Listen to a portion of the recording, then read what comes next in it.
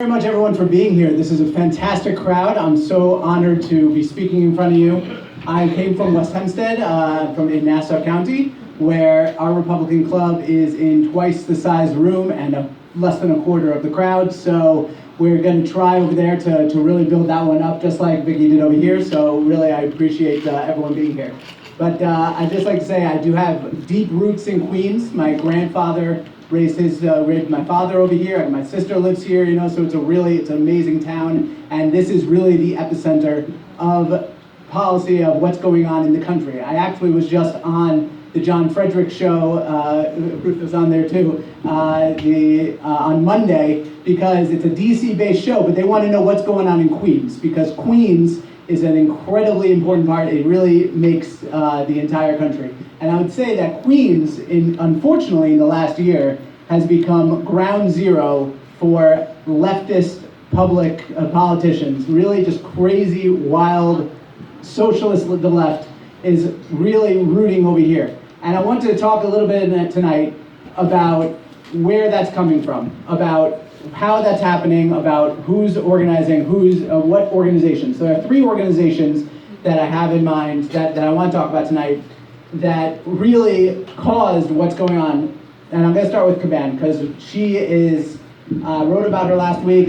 There's a big problem going on. If she happens to take the nomination over Melinda Katz, there's a real problem going on here. But the first group I want to talk about is the Five Borough Defenders. The Five Borough Defenders are a group of public defenders, civil rights attorneys, and advocates, and this is quoting from their website, working to end the systemic injustices and racism of the criminal legal system. That's what they say. Now, what does that mean for them? They created this questionnaire, and they gave this questionnaire to all the candidates.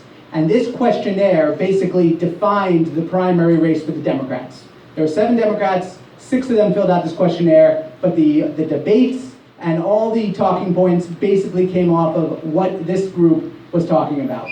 So in this questionnaire, they determined that if a candidate would end broken windows prosecutions, end cash bail, be harsher on police officers, be soft on illegal immigration, close Rikers Island, and end what they call mass incarceration, which I'm not 100% sure how many people are just rounded up without trial and thrown in, but I'm pretty sure people who go to jail are guilty.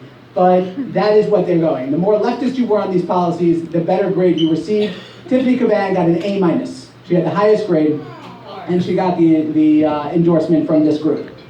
Now, the reason she got that is because Caban believes that the prosecution should not be based on your actions or your criminal history or what you've actually done, the damage you caused, the victims you had. Prosecution is actually based on your skin color. If you are part of a victimized group, then you are more innocent than if you are part of a non-victimized group.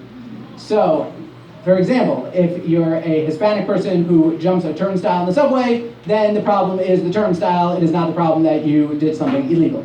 So she said she would decriminalize, I want to get this right, marijuana, prostitution, unlicensed massage parlors, trespassing, disorderly conduct, resisting arrest, loitering, unlicensed driving, drug possession, welfare fraud, turnstile jumping, and shoplifting for amounts under $250.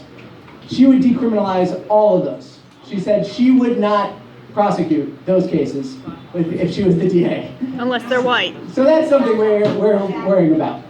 Now, all those are basically part of what we will call broken windows policing, which came around in the early to mid-90s under Rudy Giuliani, who I think a lot of people here kind of like. I don't know, Rudy Giuliani, we like him.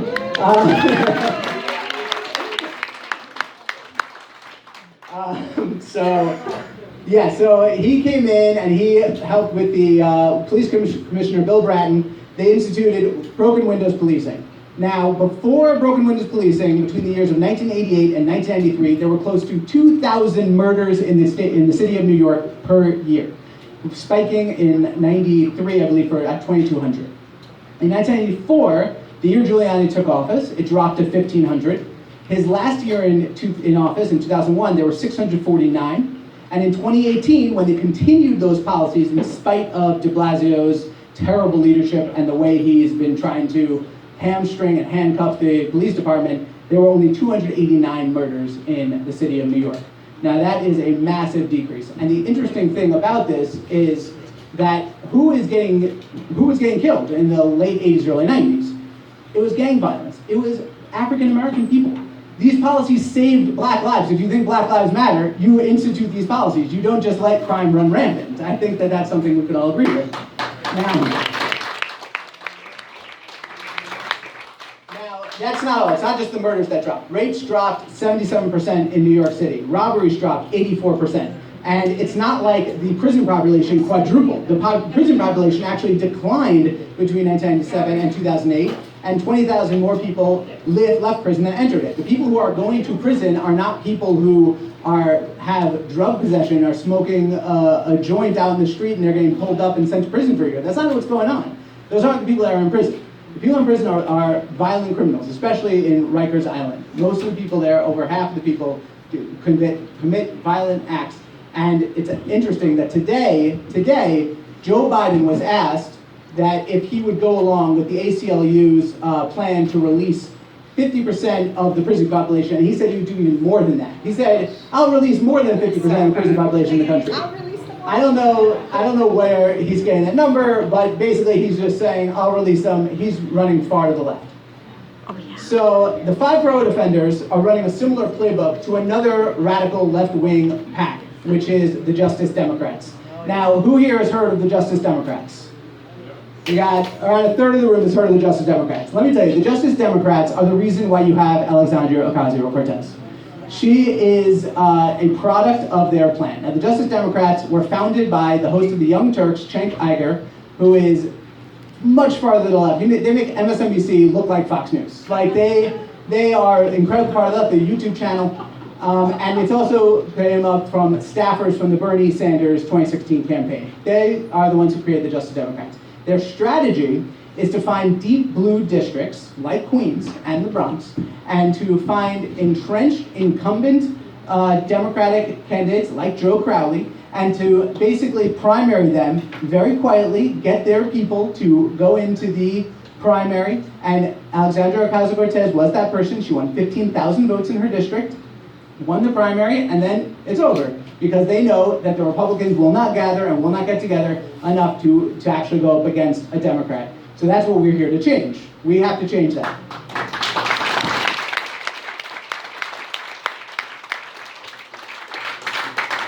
Now, the co-founder, so just so you know, this is not something that this is a conspiracy theory that we're all coming out, that they kind of, this is the Justice Democrats website. They put on thing, we got Alexandria Ocasio, that's our person. They put on 7 other people, 7 people total, 6 other people, including her, plus her, that they got into Congress, including names you might have heard of, Ilhan Omar, Rashida Tlaib, Ayanna Pressley. These are all Justice Democrat candidates. They spent $2.5 million in 2018 to get these people elected. The co-founder of the Justice Democrats, I'm going to mispronounce this because he's an Indian fellow, it's Saikat Chakrabarti. Thank you. I knew I was going to mess that up. And is her chief of staff. So this is not like a conspiracy theory. This is actually what's going on. They're happy to say that this is going on.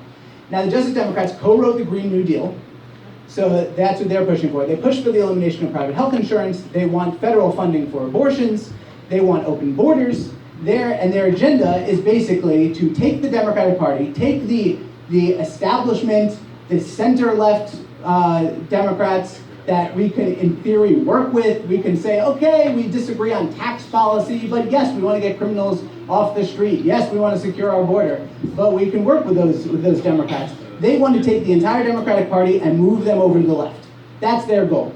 So, and it's working. Because if you watch the Democratic debates from a few weeks ago, you will see that a lot of presidential candidates came out in favor of decriminalizing border crossings. They came out in favor, all of them in the second debate raised their hand and they said that they would give free healthcare to illegal immigrants.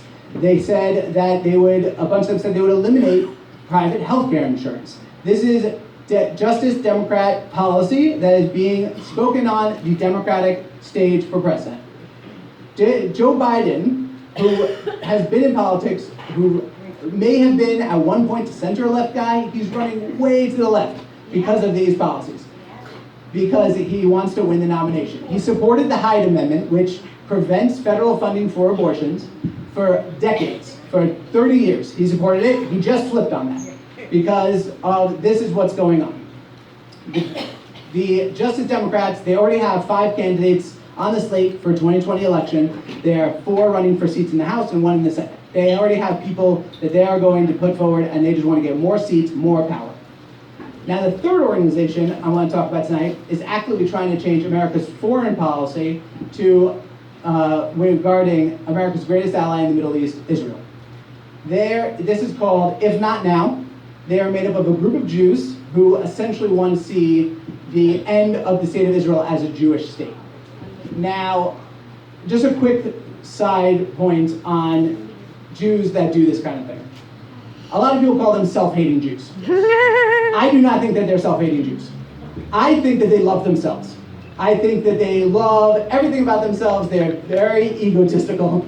The people from Jewish Voice for Peace, who is a very similar group to If Not Now, cornered Chelsea Clinton at a memorial for the New Zealand mosque shooting and accused her of Islamophobia because she criticized Ilhan Omar. Lean Dwake. This is who they are. They are the ones who, they find Chelsea Clinton to be too far to the right for them. Now they definitely love themselves. And they definitely love being Jews. They love being ethnically Jewish because, as I said before, you have to be part of the intersectional crowd. You have to have a victimhood status. And I gotta tell you, the Jews have a pretty good record on being victims. But thankfully not in America, but in our history, we got a nice record going. And so they definitely love being Jews. Otherwise, they're just a bunch of white people. And they don't want to be just a bunch of white people, they want to be victims. So they're not self-hating Jews. I refer to them as Judaism-hating Jews. They don't like Judaism as a religion, as a nationality, because Judaism has a lot of rules. Judaism has its own culture. Judaism has its own identity, its own faith, and it has a lot of rules. I said that, but there's a lot of them. And they really do not appreciate that Judaism has a specific connection to the land of Israel. So what they started as was a counter movement to Birthright. Birthright is a movement that gives free trips to young Jews around the country to Israel so they can learn about their heritage, so they can learn about their culture, and they're usually unaffiliated Jews, and it's really an incredible thing. My sister ran a couple Birthright trips, and they really do an incredible job. What they do is they take people off of those Birthright trips. They say the Birthright people are lying to you. They say that the Jews, that the Israelis are terrible people, and here we're going to take you over to Judea and Samaria, otherwise known as the West Bank, and we're going to show you how the Palestinian people live. And the reason the Palestinian people live like this is because of the Israelis, which is a complete fabrication. The Palestinian people live like that because of their own leadership, because their own leadership decided to make the entire Palestinian people martyrs for their cause of attacking Israel. They've done this since the 1940s. They've done this for decades and decades and decades, earlier than the 1940s. But that's when Israel became a state, and that's when it became full-time. We have people in the Palestinian communities that are living in displaced person camps for, I think, going on 4 generations now. My grandmother was a Holocaust survivor. She was in a displaced person camp after she left the camps. She was in a DP camp for a few months, up to a year, then you move on. That's what a DP camp is. They've been living there for generations because their leadership leaves them there in order to make them poster children for oppression by the Israelis. And because this is a leftist tactic. A leftist tactic is that you look at 2 sides of a dispute or a conflict and say, who is doing well and who is doing poorly, and if the one who's doing well is the oppressor and the one who's doing poorly is the oppressed. That's it. We don't look at any other information. So if the Israelis are driving nice cars and they have nice houses and they have running water, then they are the oppressor and the Palestinian people are the oppressed.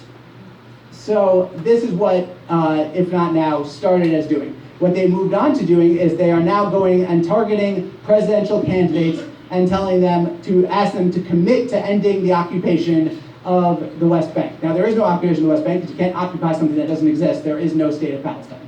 So if you can't occupy something that doesn't exist, then there's no occupation. So they already got to Bernie Sanders, which is not that surprising because he called Prime Minister Netanyahu a racist, so he's not really a big fan. And they got him on a picture. He said he'd end the occupation. And then they just this week got to Elizabeth Warren. Now, it's not just the candidates that are this problem. Their staff also is a problem. So Belen Sissa, who is Sanders' National Deputy Press Secretary, echoed the anti-Semitism of Ilhan Omar by writing on Facebook, quote, "This is a serious question. Do you think that the American government and American Jewish community has a dual allegiance to the state of Israel?" Now, this dual allegiance smear is something that Jews have been working against for literally centuries. This is an excuse that people have had in Europe, in Poland, in Russia, for pogroms, saying they're not really our citizens, they're not really among us, that they are different, they're separate, we should kill them. And that is very common, and it was something Ilhan Omar said, and this is just what's been going on.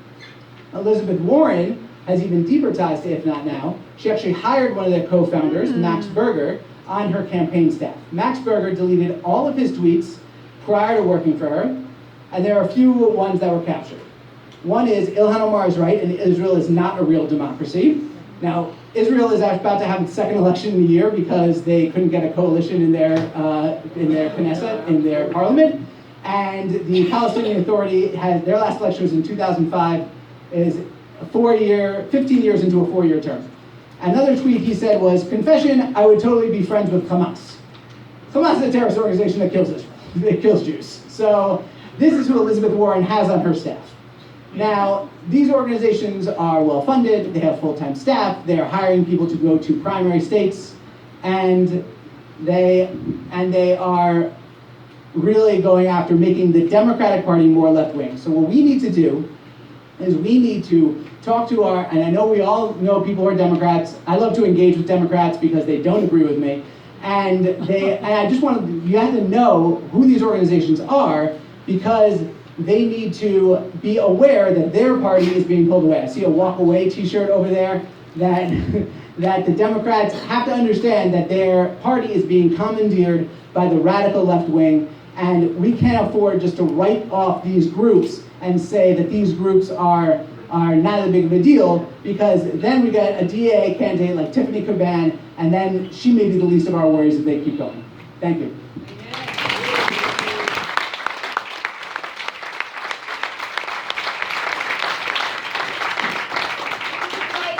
We can take 2 questions because time is ticking. Anybody have any questions about anything that Moshe said here this evening? Go ahead. In reference to the Hasidic Jews, are they afraid of losing their programs to the Democrats? And they'll never vote Democrat because they're afraid of the charter school or the school money, the EBT money. So yeah, there is a contingent of Hasidim Jews who will vote Democrat along party lines. It's actually very interesting. A lot of the Queens Jews, there's a rabbinical group of Queens Jews who made a video last week after Caban, they thought she won, but we don't know what's going to happen. But basically saying that the Jewish community has no voice in Queens politics because the entire election happens in the Democratic primary. So they were trying to get the Jews to re-register or register as Democrats so they could have more of a voice in the election process. I personally disagree with that move. I think we got to fight. I think we got to register as Republicans and show them that we are a member. It's our strategy. For the right of your question, I work at B&H, it's my day job, and I meet a lot of Hasidim there, and you go to B&H. So they and I speak to there's a lot of Hasidim there, and I speak to them on a regular basis about this. They're more nervous about the attacks on religion. They're more nervous about the attacks on free speech. They're more nervous about the anti-Semitism that's coming from the Democrats. There will always be a contingent of people who want to get their free stuff. That's not something that's specific to any particular race or religion or whatever. Everyone wants to get their free stuff. But there will be a contingent, but I think the tide is turning over there too. Thanks. Anybody else? Right here. Okay, go ahead. It's sort of there were two of them questions. First of all, I appreciate what you said. Thank- And Folks, if you can ask a question, you just stand up so everyone can I hear. thank you for what you said. Being a Jew, I'm on Facebook, and I've been thrown in jail many, many times because of my opinions and whatnot. I just can't see, I don't know how many of you are Jews in this room, but I can't see how any self-respecting Jew can support all these things that you mentioned. That's why you need to change your party. Amen. Any Jew that supports any of these Democrats, any of them, all of them, are sick.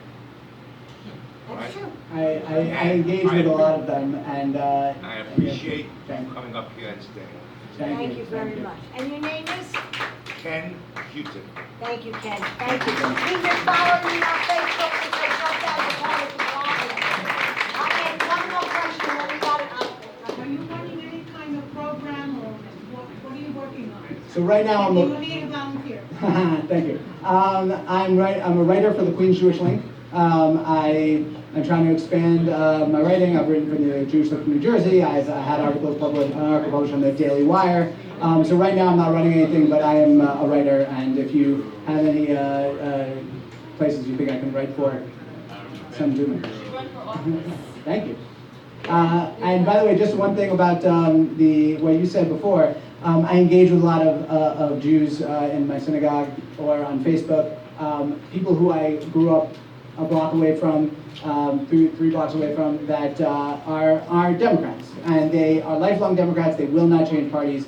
I think that my personal goal when I engage with them, I try not to engage with them. I engage with them sometimes face to face, one-on-one. But a lot of times, when I engage with them on Facebook or I engage with them on with the crowd, with a couple of people around, my goal is not to basically change their mind, because I think they're very entrenched. I think there are a lot of people who are very apolitical, that can go one way or the other, and they say, oh, maybe we should give free healthcare to illegal immigrants. Maybe we should do this. Like, what's the big deal? We have plenty of money. And my job is basically not to convince the person I'm talking to, it's to convince people that are listening to the person I'm talking to, because that's the people who I think we can convince. And invariably, when my wife and I go shopping, I get finished. I'm getting the hook. But wait, one more very quick, but make your answer really quick. Okay. Meetings in your Sorry. area. Would I be able to get your information, because I have a few people that would attend. I'm from Sure, Florida. we'll talk afterwards. People that are currently switching parties. Sounds good. We'll talk afterwards. All right. Thank you very much. Okay, everybody, let's give him a round of applause. He's a great writer, and he's come to